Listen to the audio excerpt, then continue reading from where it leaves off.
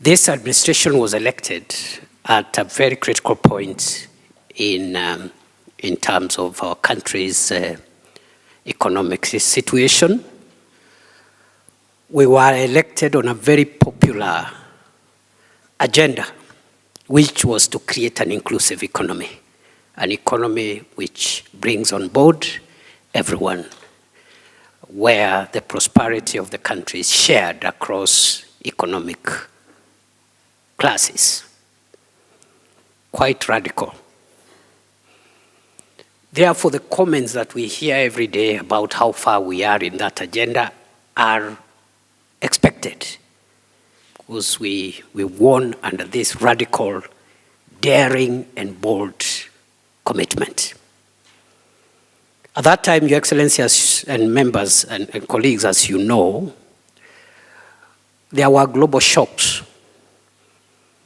The aftermath of COVID-19, the war in Ukraine, high interest rates in America, which had ripple effects on many economies, including the Kenyan economy.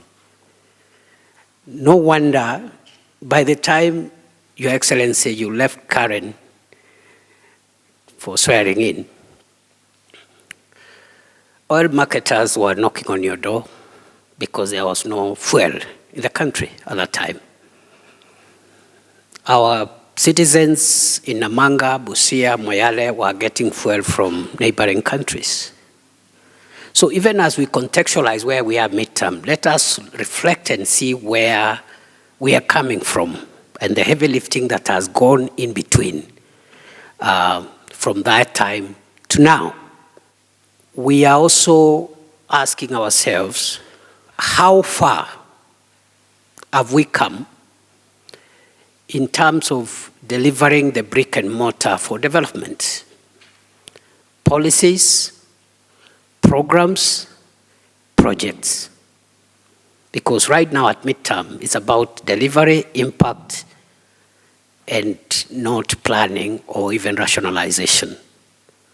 We're also asking ourselves, I hope, how far have we come in terms of carrying along the stakeholders that constitute the Kenyan society, members of the public and sectors and the middle class and everybody else in between.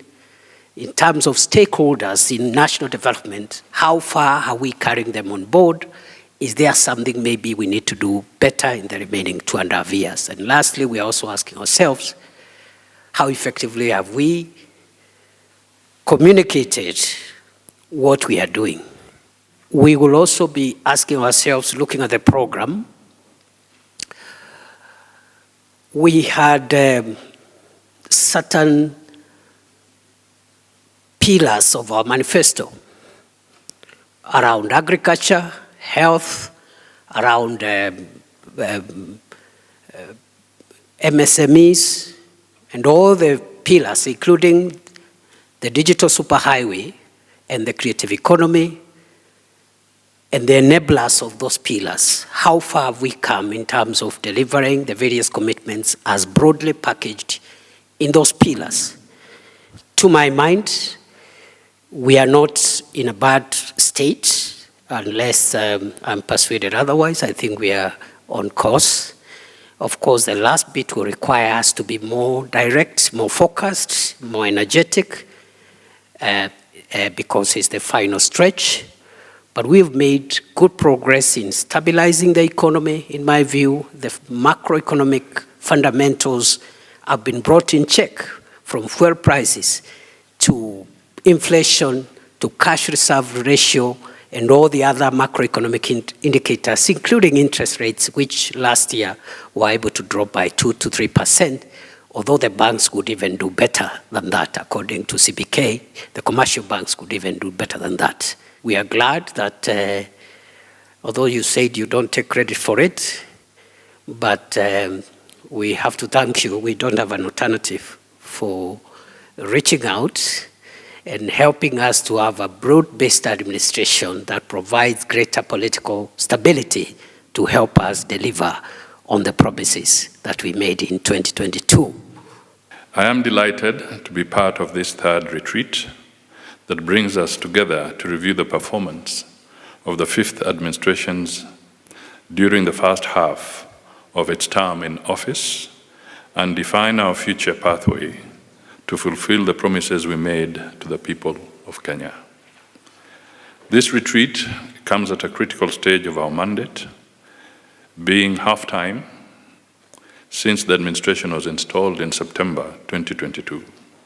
It gives us an opportunity to reflect on how far we have worked towards fostering Kenya's socio-economic transformation journey and how we have done it.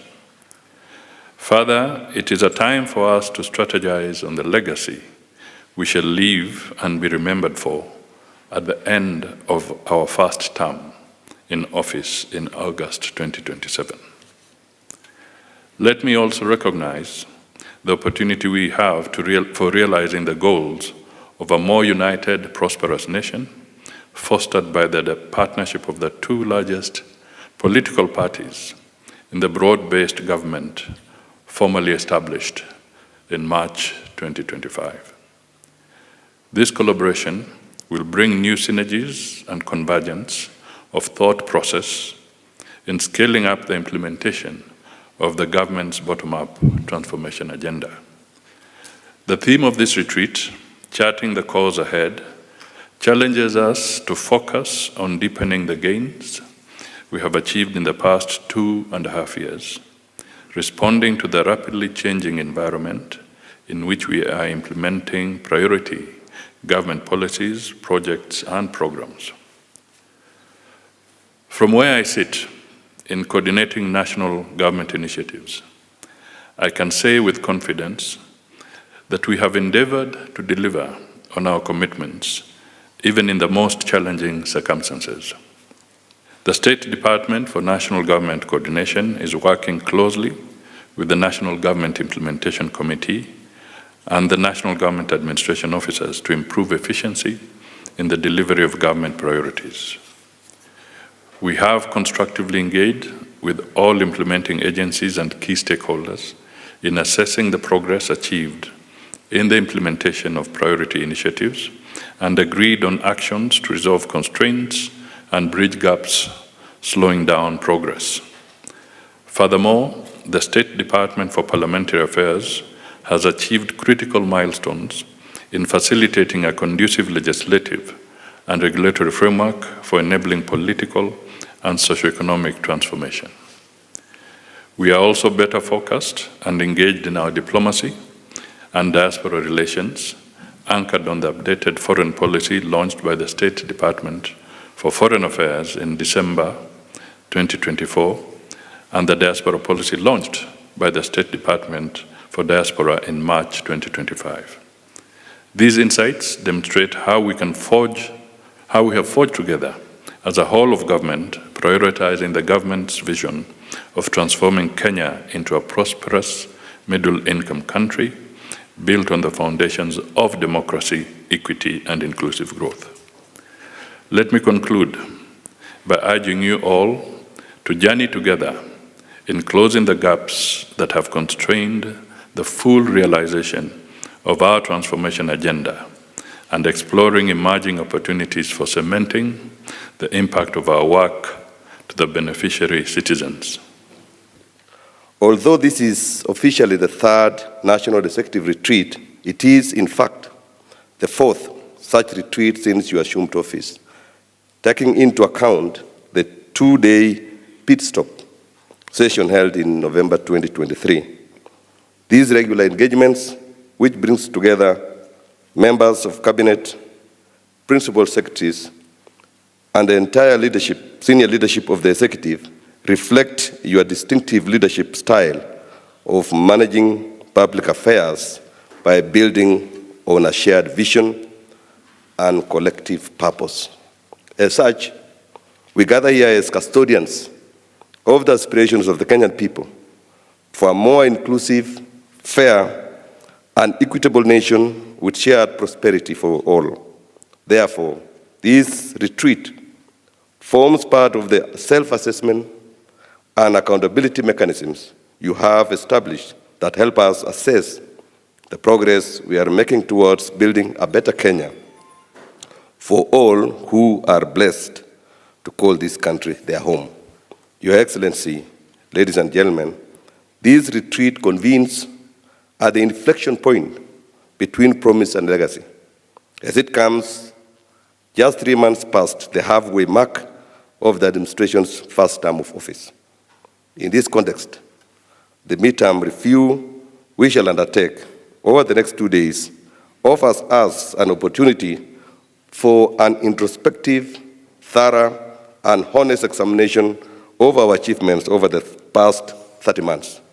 Beyond reflecting on the past, this retreat will sharpen our focus on the contours that will define our future, the immediate future, that is the remainder of the current first term of office and the intergenerational pursuit of transforming Kenya into a newly industrializing middle-income country that offers a high quality of life for all its citizens in a clean and secure environment. In the course of this retreat, we will also assess whether the policies we have enacted and the interventions and strategies we have deployed have made Kenya stronger, fairer, and more competitive. We will also be invited to evaluate the effectiveness of various interventions in addressing the loss of public resources through corruption and wastage. We therefore look forward to a candid stock-taking of our successes, lapses, best performers, strugglers, and areas for improvement. We expect a truthful appraisal of the legacy we are building, what we set out to achieve versus what we have accomplished, and the impact of our work has had thus far. Most importantly, we expect a revitalized plan of action going forward. This administration was elected on a platform of transformation, reform, and doing things differently. The accusation I often get is that we overpromised. That is the accusation I often get, that we overpromised. But I want to tell you that we did not overpromise. We promised what is doable.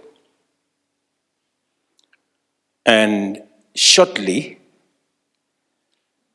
because it is documented in our manifesto, all the commitments we made to the people of Kenya are documented in the manifesto. And I am very clear in my mind that we will be able to deliver on that manifesto successfully, to be able to earn the correct marks. I will always be there to lead this team in making sure that we make the right decisions. And by the way, I will lead from the front. Yes, I will lead from the front. Nitakuwa tu hapo mbele. Tafadhali tusaidiane, tutembee hii safari pamoja. I was saying this to you so that you understand the enormity of where we are and what is at stake, and the reason why we cannot fail. Yes, we cannot fail. Because if we don't succeed, and if we allow this country to slip back, we will have let this country down in a very profound way. That's why we must up our game, all of us.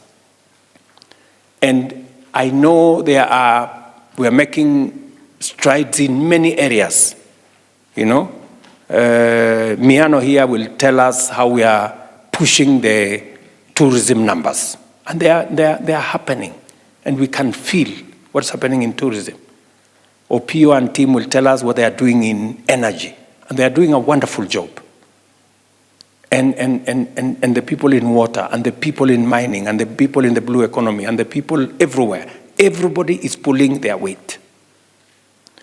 I just want you to know that we are one team. And we must succeed. We must succeed. Because in our success is Kenya's transformation. As I said yesterday, the opportunity to have a broad-based government was God-sent. Yes. Because to be able to carry through this transformation, we need more minds, more hands, better political goodwill, a broader base to be able to carry this transformation. That is why I am very proud to be the leader of this broad-based government that is inclusive and that brings as many Kenyans on board as possible, brings as many shades of opinion on board as possible, brings as many communities and regions and ideas and different shades of understanding on the table. We all appreciate that the broad-based government has energized the transformation of our nation. I am very clear. You know, Mbadi here being a politician and a professional has, you know, brought a new way of looking at numbers that has changed the perception of many people on what we are doing. True or not true? Yes. So, and everybody else has brought in something, and I'm very happy. Whoever wants to take the credit, they can have it. So long as Kenya is transformed, I have no problem. Anybody, whoever wants to, you know, get as much credit as you can from anywhere. So long as we transform this nation. Are we together, good people? Let us work together and make this country succeed. I always knew that implementing the kind of transformation that is required to change this country is not easy. I always knew that. It's not easy. But I also knew that it is possible if we do it together. You know? And my election was on a broader. There are people who voted for me who I did not expect them to vote for me. But because of what they had me say and what they thought I stood for and what commitments I had made. In fact, one lady from, I think she comes from Mombasa, she came to see me with a group called Elders. And she told me, you know, you may not believe, but I voted for you. So I asked her, And she said she voted for me on one account only. When she had me say, nyinyi mkiniona, mimi ni mtu naweza kuibiwa kura. She said, now this...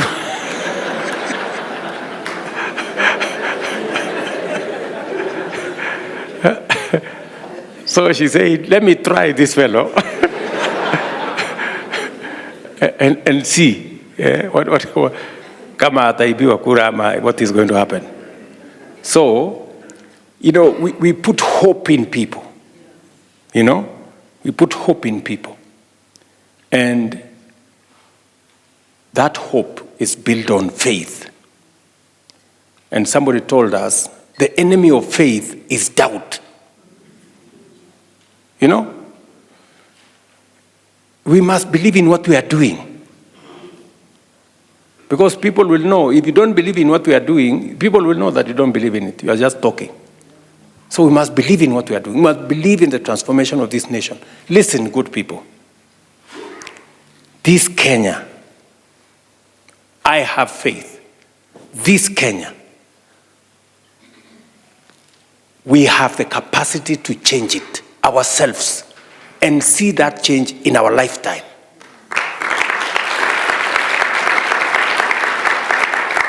We have the capacity to do it, and we must do it. And I was saying that I always knew that was difficult, and we needed as many hands on deck as possible. It is the reason why even before the broad-based government, I had already reached out to many people beyond the formation we had. I had already had a conversation with the Honorable Raila Odinga because I knew that we needed more hands on the table. It was not about William Ruto. It was not about Kenya Kwanza and our own pride and success.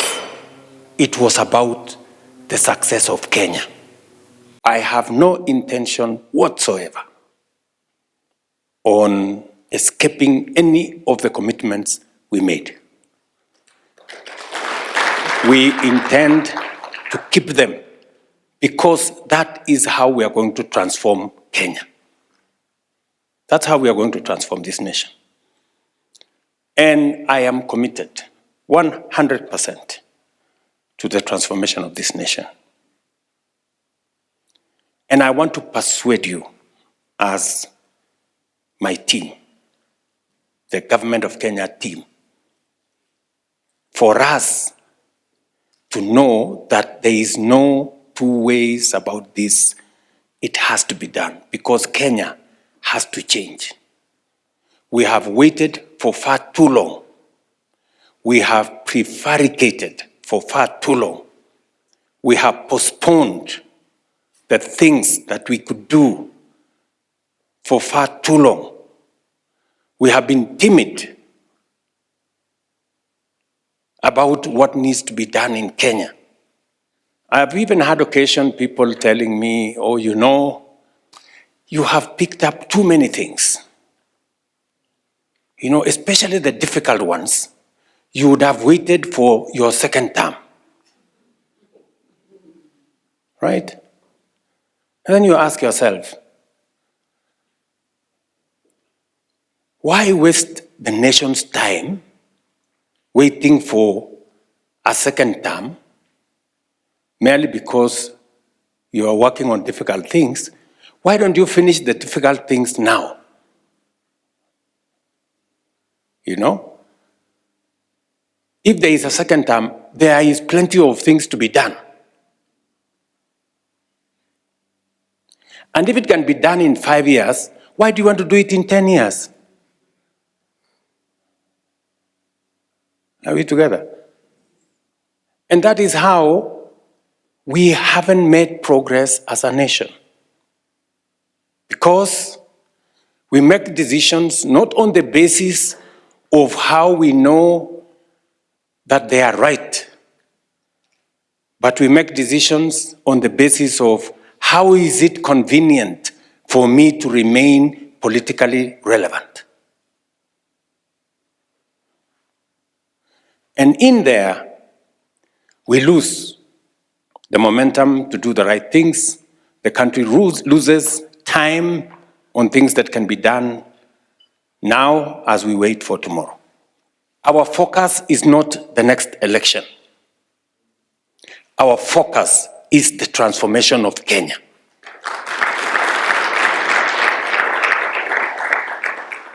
Let me repeat it. We must do what we must do. As so long as it is in the exercise of transforming our nation, the next election notwithstanding. Are we together? Yes. The next election is not our focus.